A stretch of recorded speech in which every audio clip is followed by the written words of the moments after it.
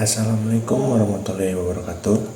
Perkenalkan, nama saya Panji Putra Surono, mahasiswa jurusan Gizi dari Poltekkes Kemenkes Pontianak. Baik teman-teman, kali ini kita akan membahas tentang materi statistik deskriptif, yaitu tentang nilai pemusatan, nilai variabilitas kurtosis, koefisien kurtosis, persentil, dan Quench. Materi ini sangat penting karena dalam ilmu gizi, kesehatan, maupun penelitian, data dalam jumlah besar yang sering kita kumpulkan. Nah, untuk memahami data tersebut, kita butuh ukuran yang bisa meringkas informasinya. Ada dua hal utama yang kita pelajari. Pertama, nilai pemusatan dan variabilitas. Untuk tahu data itu berkumpul di mana dan seberapa tersebar. 2. Kurtosis, koefisien kurtosis, persentil, dan Quench untuk bentuk distribusi data. Bagian 1. Nilai pemusatan. Pertama, mean, rata-rata. Rumusnya saya cantumkan di sini. Artinya, jumlah seluruh data dibagi banyaknya data.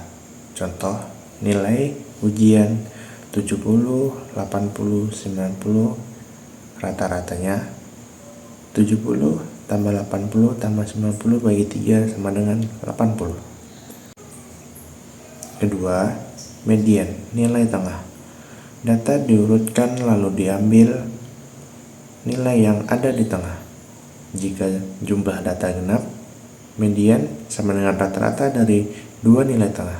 Contoh, data 50, 60, 70, 80, mediannya sama dengan 60 ditambah 70 per 2 sama dengan 65.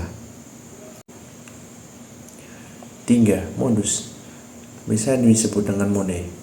Nilai yang paling sering muncul, contoh data 2, 3, 3, 4, 4, 4, 5 sama dengan modusnya 4. Kesimpulan nilai pemusatan, mean dipakai jika data seimbang. Median lebih cocok kalau ada data ekstrim. Modus bagus dipakai kalau ingin tahu nilai yang paling dominan. 1. Range, bisa disebut dengan jangkauan. Rumus max garis min, contoh nilai tertinggi 95, terendah 55, range-nya 40. 2. Variance dan standar defisiensi, bisa disebut dengan SD. Variance rata-rata kuadrat defisiensi dari mean. Standar defisiensi ada sama dengan akar dari variance. SD menggambarkan rata-rata seberapa jauh dan menyebar dari mean.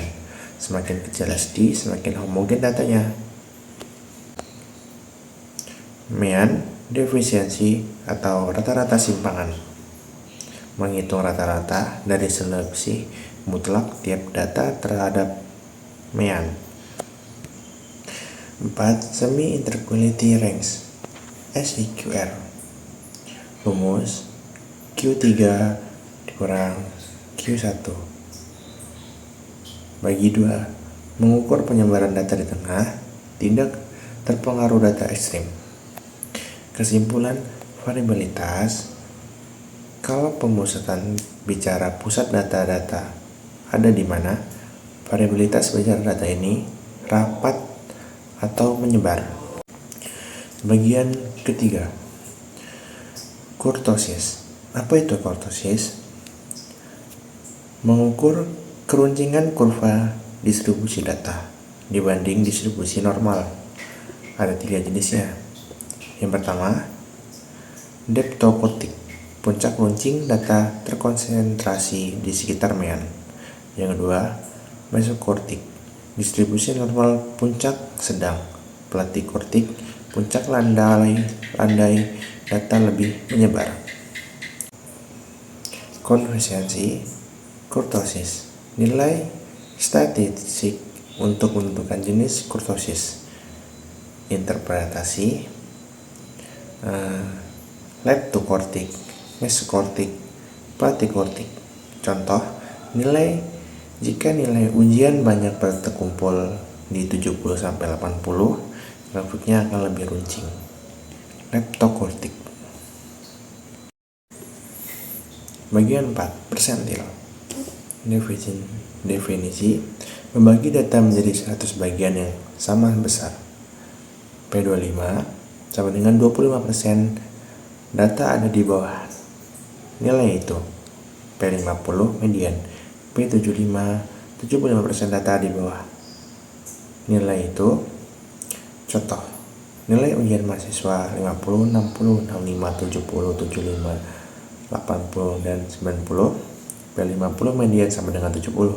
P25 25% posisi data 0, data 62,5. P75 sama dengan 77,5. Persentil sangat sering digunakan dibanding kesehatan.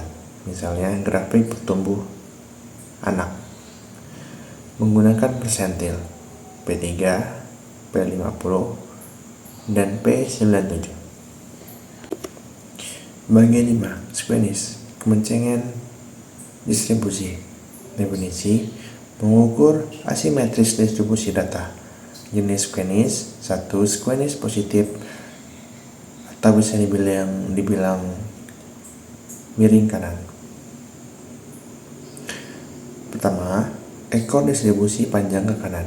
2. Pola median modus. Ketiga, contoh data penghasilan karena sebagian besar rendah, sedikit yang sangat tinggi. 2. Squenish negatif, bisa disebut dengan miring kiri. Pertama, ekor distribusi panjang ke kiri. Kedua, pola median modus. Ketiga, contoh nilai ujian jika banyak yang nilai tinggi, sedikit yang rendah. 3. Squenish 0, bisa dibilang dengan simetris. Distribusi normal, pola median modus. Kesimpulannya, yang pertama, nilai pemusatan menggambarkan pusat data median modus. 2. Nilai variabilitas menggambarkan sebaran data, range, variance, atau SD. Ketiga, kurtosis dan koefisien kurtosis menggambarkan bentuk puncak distribusi data. 4. Persentil menggambarkan posisi data dalam sebaran. 5. Squenish menggambarkan simetri atau ketidaksimetrian distribusi data. Dengan memahami semua ukuran ini, kita bisa menganalisis data lebih dalam. Tidak hanya tahu rata-rata, tapi juga tahu bagaimana data menyebar, bentuk distribusinya, serta posisi seseorang dibanding kelompoknya. Baik, begitulah penjelasan materi dari saya. Saya akhiri. Wassalamualaikum warahmatullahi wabarakatuh.